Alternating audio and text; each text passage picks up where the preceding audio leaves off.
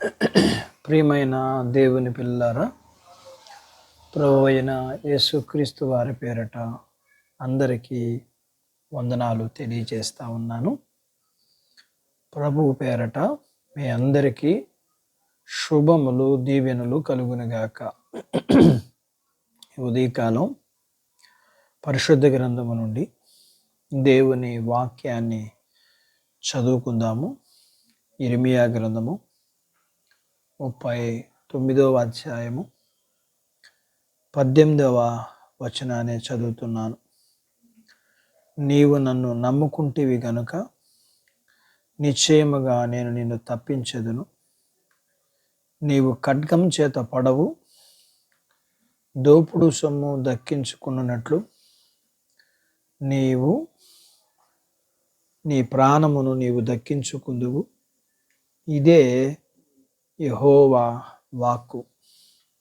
దేవుడు తన మాటలు మన కొరకు దీవించునుగాక.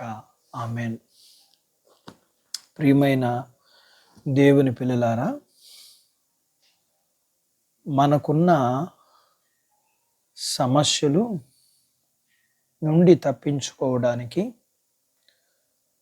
తప్పించు దేవుడును కాక మనుషులను, కుటుంబీకులను, బంధువులను, స్నేహితులను, లోకాన్ని వీటి మీద నమ్మకం ఉంచి ఇవి సహాయం చేస్తారని, వీరు సహాయం చేస్తారని ఎదురు చూడడం అనేది ప్రయోజనం లేనిది.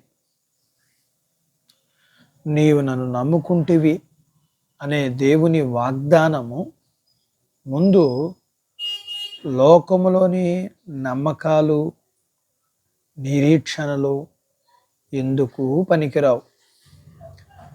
దేవుని యందు నమ్మకం ఉంచటం వల్ల భద్రత, కాపుదల ఉంటాయి. యెరూషలేములో చాలామంది చనిపోయినప్పటికీ దేవుని యందు నమ్మిక ఉంచిన ఎబుద్ మెలెకు మాత్రం క్షేమంగానే ఉన్నాడు. మనము అందరము సృష్టి మీద కాదు నమ్మకం ఉంచవలసింది, సృష్టికర్త మీద నమ్మకం ఉంచాలి కదా. మనం అన్ని విషయాలలో దేవుని మీద నమ్మకంతో జీవిస్తే బాగుంటుంది కదా. అప్పుడు మనం అన్ని విషయాలలో, అన్ని సమయాలలో ప్రమాదం నుండి తప్పించబడతాం. ఆయన యందు నమ్మిక ఉంచిన వారు ఎవరైనా సరే సిగ్గుపరచబడరు. దేవుడు నిశ్చయముగా అన్న మాట అది ఎంత ఖచ్చితంగా తెలుసుకోవాలి. దేవుని పిల్లలకు, విశ్వాసం ఉన్నవారికి దేవుని భద్రత ఉంటుంది.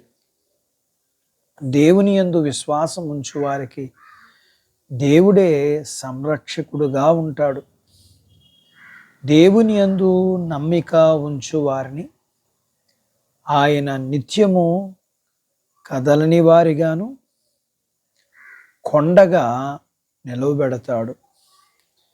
దేవుని యందు నమ్మిక ఉంచి దేవునికి మాత్రమే ప్రార్థన చేసిన దానియేలును సింహాల బోనులో సింహాల నోటు నుండి తప్పించిన దేవుడు ఈయనే కదా. దేవుని యందు నమ్మిక ఉంచి శత్రువు వచ్చినప్పుడు దేవునికి ప్రార్థన చేయగా శత్రువు చేతు నుండి హిజ్కియాని తప్పించిన దేవుడు ఈయనే కదా. దేవుని యందు నమ్మకం ఉంచి దేవునికి ప్రార్థించిన వారైన షడ్రకు, మెషకు, అబేద్నెగోలను అగ్నిగుండము నుంచి తప్పించి, మరణము నుంచి తప్పించి రక్షించిన దేవుడు ఈయనే కదా. అట్టి రీతిగా మన జీవితకాలం అంతా మనకు కూడా సహాయం చేసి మనల్ని కూడా ఆయనే తప్పించి రక్షించి సహాయం చేయునుగాక. ఆమేన్. దేవుడు తన మాటలు మన కొరకు దీవించునుగాక. ఆమేన్. ప్రార్థించుకుందాం. మమ్మల్ని మిక్కిలిగా ప్రేమించిన మా ప్రియ పరలోకపు తండ్రి, మీ పరిశుద్ధ నామమును బట్టి మీకు వందనాలు చెల్లిస్తూ ఈ ఉదయకాలం మీ పాదాల యొద్ద మీ లేఖనాన్ని నేర్చుకోవడానికి మీరు మాకు సహాయం చేసిన విధానాన్ని బట్టి మీకు వందనాలు చెల్లిస్తూ, ప్రభువా, మీరు తప్పించు దేవుడుగా, మీ పిల్లలు మీ అందు విశ్వాసం ఉంచినప్పుడు ప్రార్థించినప్పుడు వారిని రక్షించి తప్పించిన దేవుడుగా, మేము కూడా అదేవిధంగా మీ అందు విశ్వాసం ఉంచి ప్రార్థించి మీ చేత రక్షింపబడి తప్పించబడి అనేకులు ఎదుట సజీవుల సాక్షులుగా ఉండగలగటానికి సహాయం చేయండి. వాక్యం విని నాతో పాటు ప్రార్థనలో ఏకీభవిస్తున్న పిల్లలందరినీ, వీరి కుటుంబీకులందరినీ, వీరికి కలిగిన అంతటిని మీరు దీవించండి.